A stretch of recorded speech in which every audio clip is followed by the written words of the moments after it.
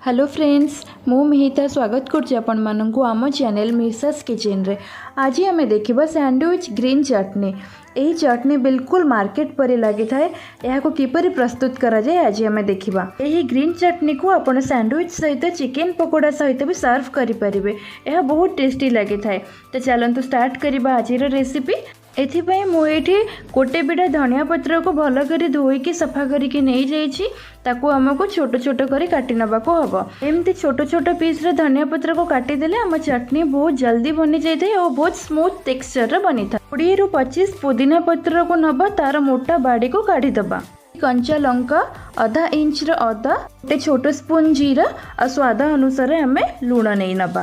तापर हमें एथिरे मिसेइबा लेंबू रस गोटे टेबल स्पून, गोटे छोट चमच रे फुल चीनी नहीं नब और सही चमच रे हमें चाट मसला नबा। से हमें 4 रु 5 टी रसुण ऐड करिबा। तापरे टिक्के कला लूण नहीं दिबा।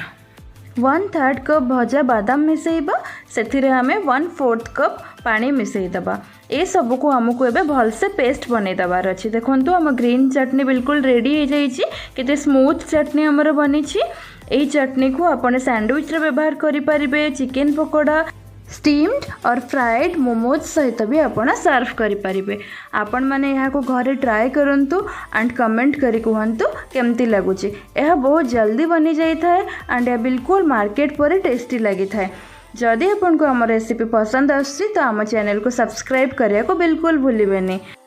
न्यू रेसिपी जल्दी देखिबा पई साइड रे थिबा बेल आइकन को प्रेस करि देबे। Thank you.